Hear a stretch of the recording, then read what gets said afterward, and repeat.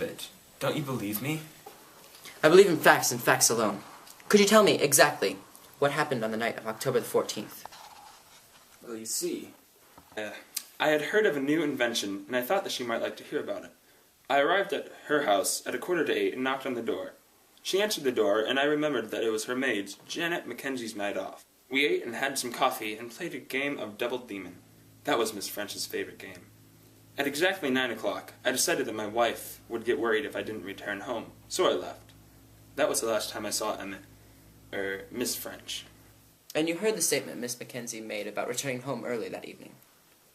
No, I haven't.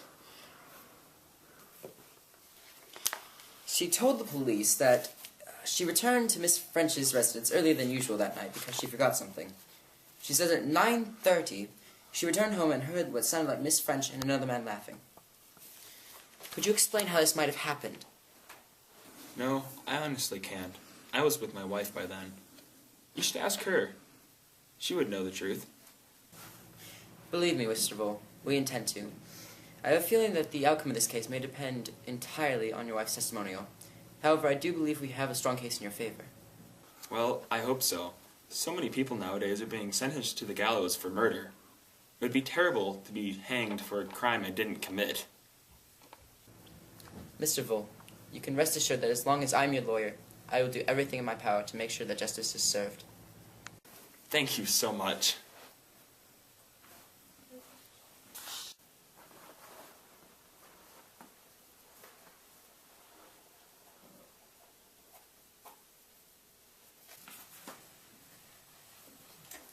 How may I help you, ma'am? My name is Romaine Vole. You questioned my husband about the murder of that woman. Yes. Mrs. Vole, I've been meaning to get in contact with you. I'm sorry we had to meet under such circumstances. Yes. Now can we get this over with? What's the rush? The trial isn't for 2 days. My husband is in the county prison. I would like to go visit him. All right. Mrs. Vole, would you tell me in your own words what happened the night of October the 14th? Everything my husband told you was true. I need to hear it in your own words. I need to make sure your stories match up. All right, then. My husband returned home a little after 9 o'clock.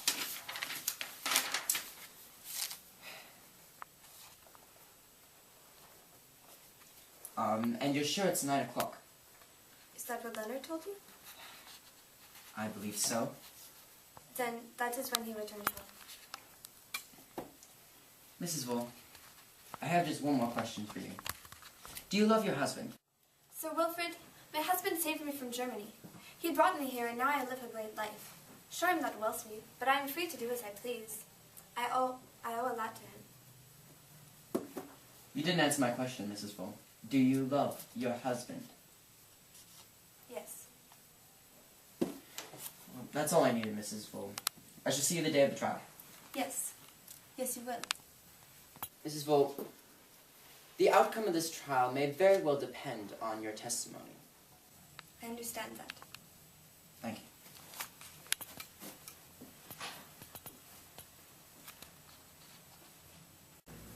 So tell me, Mr. Vole, were you aware that Miss Emily French put you in her will shortly after meeting her? Yes, I was aware. I kept telling her not to, though, because I'm not the richest man in the world.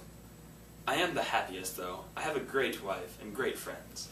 Now, it's reported that you were seen inquiring about a deluxe cruise. Now, if you're so poor, how can you be inquiring about such an expensive cruise? Well, my wife and I just wanted to see what the good life would be like. Well, it is reported you were with a woman, but this woman had strawberry blonde hair. Your wife's a brunette, is she not? Yes, she is a brunette. There must be some mistake in the records. Yes, of course.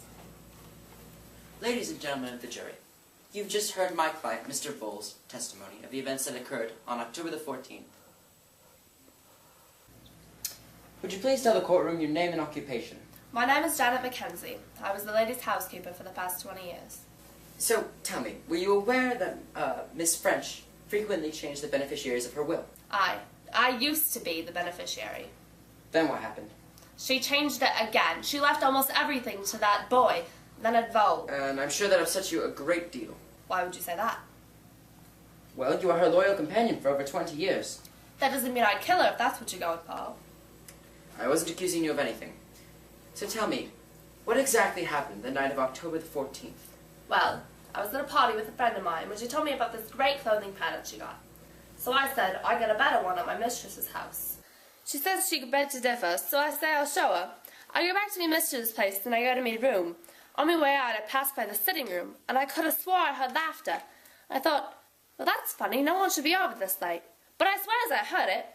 Then as I listened I recognized it as the boy's voice, as Leonard's. And did you hear what they said? No, not exactly. And Miss Mackenzie, do you have good hearing? Miss Mackenzie. What? Never mind. The prosecution would like to call Miss Romaine Vole to the stand. I hope you realize this entire case rests on your hands, Mrs. Vole. I swear by the Almighty God that the evidence I shall give shall be the truth, the whole truth, and nothing but the truth.